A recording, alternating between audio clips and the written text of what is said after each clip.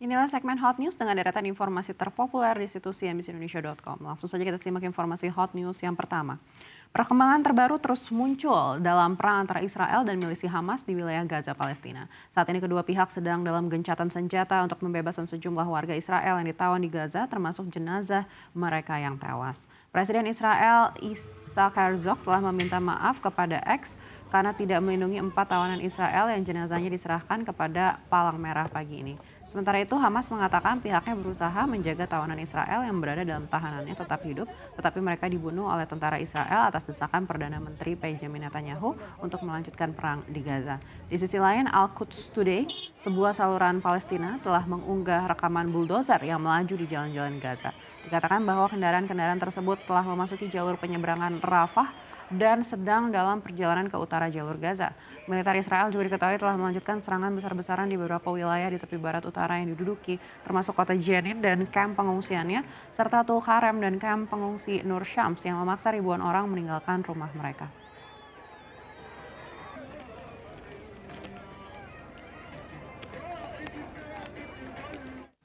Kita ke informasi yang kedua.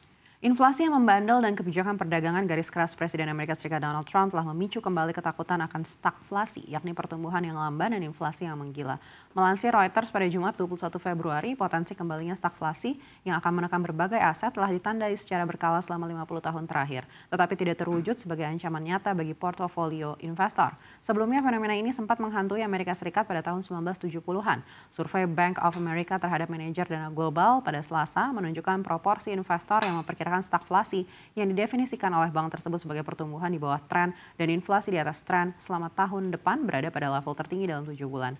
Pada saat yang sama, investor tetap optimistis terhadap saham dengan perang dagang dianggap sebagai risiko dengan probabilitas rendah. Madi Desnar, Kepala Layanan Kelas Aset di Capital Group, mengatakan dalam jangka panjang tarif Trump bahkan dapat mendorong pertumbuhan yang akan mendorong industri yang akan diuntungkan oleh persaingan yang lebih sedikit secara global. Di sisi lain, dampak awalnya dapat meningkatkan tekanan harga.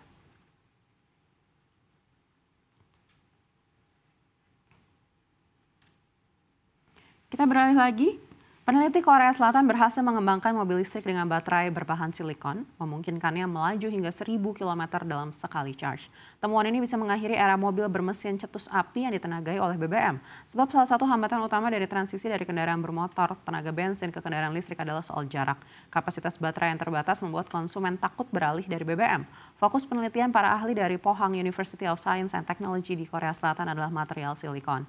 Material silikon banyak diteliti untuk digunakan dalam pembuatan baterai karena tersedia melimpah berbagai belahan dunia. Namun silikon juga punya karakter yang membuatnya bermasalah. Ongkos untuk memproduksi partikel nano juga sangat mahal dan prosesnya sangat kompleks. Peneliti dari Pohang punya pendekatan yang berbeda. Mereka menggunakan partikel silikon berkurang 1.000 kali lebih besar, yaitu dalam skala mikro. Elemen ukuran ini lebih mudah dan murah untuk diproduksi dengan densitas energi yang lebih lega.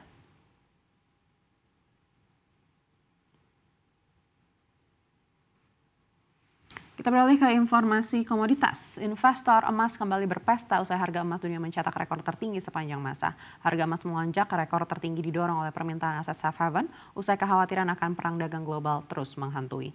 Harga emas melonjak ke rekor tertinggi pada perdagangan Kamis karena kekhawatiran akan perang dagang global yang dipicu oleh ancaman tarif Presiden Amerika Serikat Donald Trump yang memicu permintaan aset safe haven untuk logam mulia. Sejak menjabat pada tanggal 20 Januari, Trump telah mengenakan tarif sebesar 10% untuk impor dari China dan tarif sebesar 25% untuk baja dan aluminium. Peter Grant, wakil presiden dan ahli strategi logam senior di Zyner Metals, mengatakan ketegangan perdagangan yang sedang berlangsung terus memicu inflasi dan kekhawatiran pertumbuhan ekonomi, karenanya meningkatkan minat aset safe haven terhadap emas.